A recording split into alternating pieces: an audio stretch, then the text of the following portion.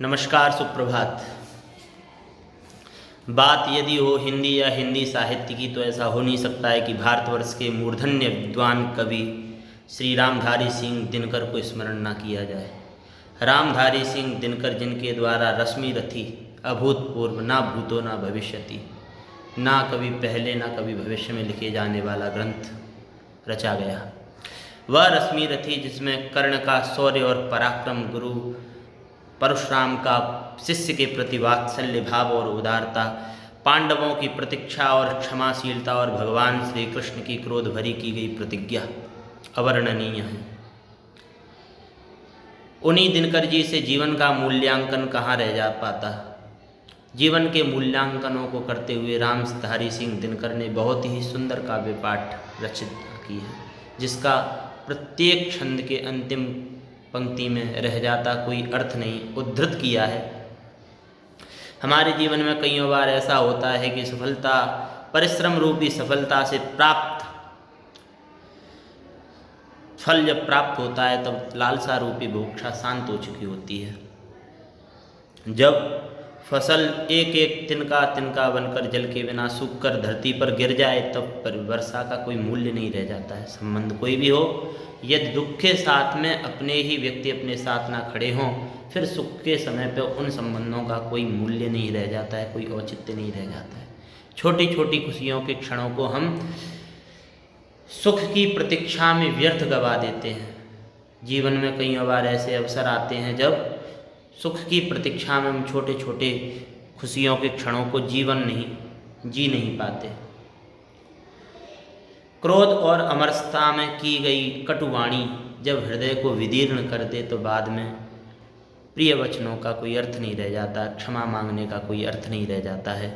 उसी प्रकार भोग्य साधन चाहे कितने भी हों, पर भोग्य भोजन शक्तिश्च, जब भोग और भोगने की क्षमता शक्ति दोनों ना हो तब उन सारी सुख सुविधाओं का कोई मूल्य नहीं रह जाता है।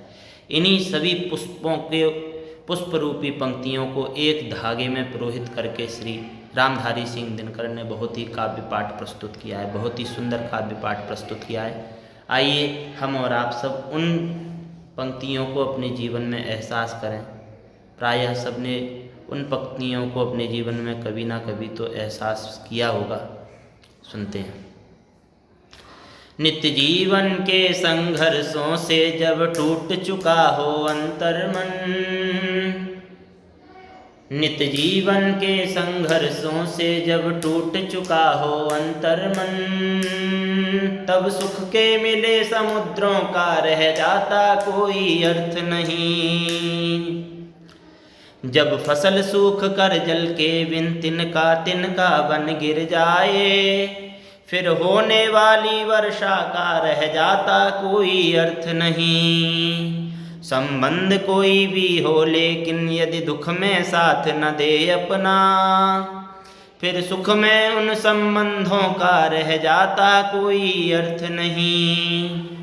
छोटी छोटी खुशियों के क्षण निकले जाते हैं रोज यहाँ, फिर सुख की नित्य प्रतीक्षा का रह जाता कोई अर्थ नहीं। जब कटुवाणी से अंतर्मन भीतर तक छलनी हो जाए, फिर बाद कहे प्रिय वचनों का रह जाता कोई अर्थ नहीं।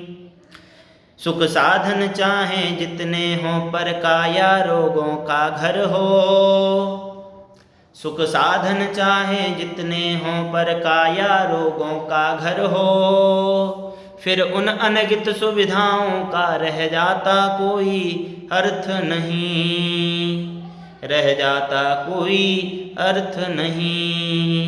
धन्यवाद। यदि ये काव्य पाठ आपने पहले भी सुना है तो इस काव्य पाठ में एक शब्द का परिवर्तन किया गया है। ढूंढिए और संदेश पेटिका में लिखकर प्रेषित करें। राम राम।